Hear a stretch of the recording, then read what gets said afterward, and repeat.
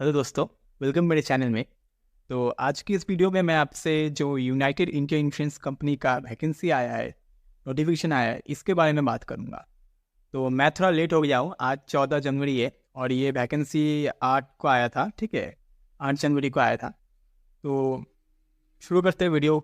इस नोटिफिकेशन में पहले देखिए, यूनाइटेड इंडिया इंश्योरेंस कंपनी जो है ये बहुत सालों बाद आ रहा है, ठीक है। लास्ट ये 2015-16 में आया था इसका वैकेंसी, और ये फिर अभी 2024 में आया है। तो शुरू करते हैं। देखिए, इसमें जो वैकेंसी आया है वो 250 का वैकेंसी आया है, ठीक है। इसके बाद टोटल अगर वैकेंसी देखें तो 250 वैकेंसी आया है, जिसमें से एससी का 37 है, एसटी 20, ओबीसी 67, ईडब्ल्यूएस 24 और यूआर का आया है 102। तो पिछले साल से ये शायद ज़्यादा ही आया है, 102 आया है, ठीक है। इसके बाद देखते हैं तो एलिजिबिलिटी क्राइटेरिया इसमें जो रखा गया है वो नॉर्मली आपका जैसा बैंक एग्जाम्स होता है वैसा ही है, ठीक है। लेकिन इसमें एक चीज़ बोला गया है कि आपका जो ग्रेजुएशन होगा ना, उसमें 60% मार्क्स मिनिमम आपका होना चाहिए, और SC ST के लिए 55% मिनिमम मार्क्स होना चाहिए। तो ये ख्याल रखना आप। इसके बाद यहाँ पे डिटेल में बोला भी गया है कि candidate should have complete the qualification. जो है आपका जो मतलब आपका जो रिजल्ट होता है ना, इशू होता है, इशू डेट होता है उसमें, वो आपका 31 दिसंबर 2023 तक होना चाहिए। इसके बाद नहीं होना चाहिए issue, ठीक है। तो ये डेट यहाँ पे मेंशन किया गया है, आप नोटिफिकेशन में देख लो, ठीक है। इसके बाद जो है working knowledge of computer is a must. आपको कंप्यूटर का नॉलेज भी होना चाहिए। अगर आपने कंप्यूटर सीख रखा है, कहीं से किया हुआ है, आपके पास सर्टिफिकेट है तो और अच्छा है, ठीक है। ये गया। इसके बाद एज की बात करें तो मिनिमम आपको 21 साल और मैक्सिमम 30 इयर्स तक आपको दिया गया है यहाँ पे, ठीक है। फिर डिटेल में यहाँ पे लोगों को कन्फ्यूजन होता है बहुत बार, तो ये डिटेल में यहाँ पे बोला गया है कि आप पैदा 1/1/1994, ठीक है। 1 जनवरी 1994 से पहले नहीं होना चाहिए, और ना ही आप 31 दिसंबर 2002 के बाद आपका जन्म होना चाहिए। तो ये अच्छे से ये देख लो तो आपका कन्फ्यूजन क्लियर हो जाएगा। इसके बाद आते हैं, अच्छा, यहाँ पे रिलैक्सेशन भी मिलता है जो SC ST को, ठीक है। 5 साल, 3 साल, 10 साल, ये आप देख लेना, ठीक है। इसके बाद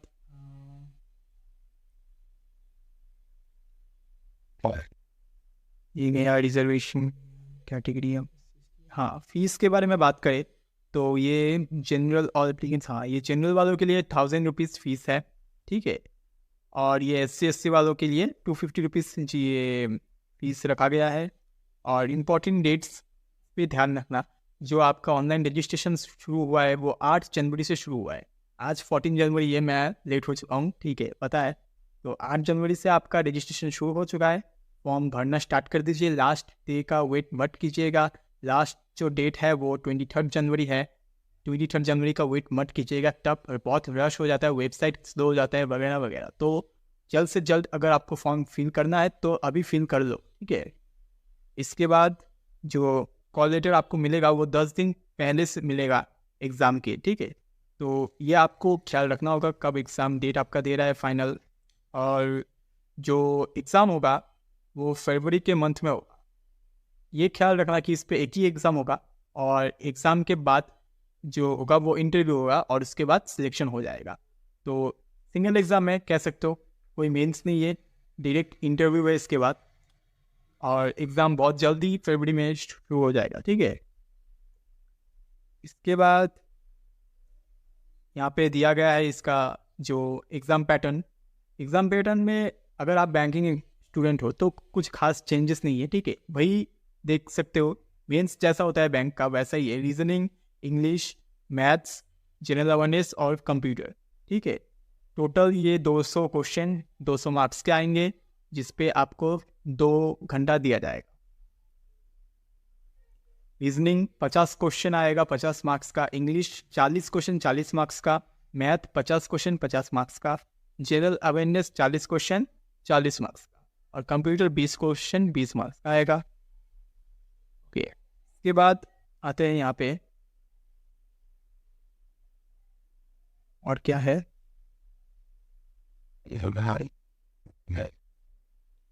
यहाँ पे एग्ज़ाम सेंटर्स के बारे में बोला गया है। ये गया इंटरव्यू तो मैंने आपको बताया, इसके बाद इंटरव्यू होगा। और फिर यहाँ पे कुछ नहीं है, प्रोबेशन। हाँ, आपका जब जॉब लग जाता है इसमें, तो आपको 1 साल का प्रोबेशन पीरियड में रखा जाता है। और तब आपको एक बॉन्ड भी साइन करना होता है। जब आप ज्वाइन करोगे ना, तो आपको ये बॉन्ड साइन करना होगा। देखिए, यहाँ पे डिफरेंस यही है कि यहाँ पे बोला गया है 5 साल के लिए आपको बॉन्ड साइन कराया जाएगा, जो कि अदर बैंकिंग एग्जाम से तो ज़्यादा ही है। ठीक है, यूओ में हमें मेनली 2 साल का बॉन्ड मिलता है, लेकिन यहाँ पे 5 साल के लिए आपको बॉन्ड साइन कराया जाएगा। और इसमें अगर आप बॉन्ड साइन करने के बाद 5 साल में जॉब छोड़ के जाते हो, तो आपको 1 साल का ग्रॉस सैलरी देना होगा।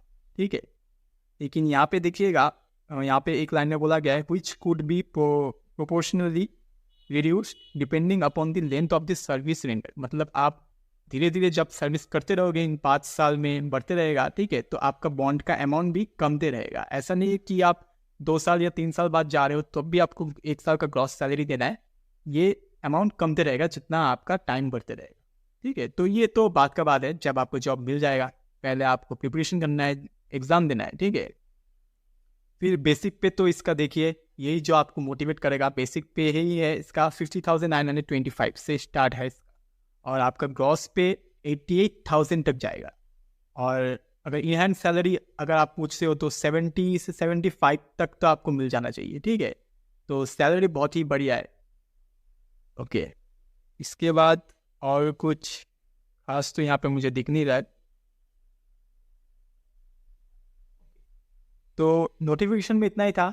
डेट आप अच्छे से ध्यान से देखिए। और सिलेबस में कुछ खास चेंजेस है नहीं। आपका जो बैंकिंग का पैटर्न चल रहा था, वही आप प्रिपरेशन कंटिन्यू रखिए।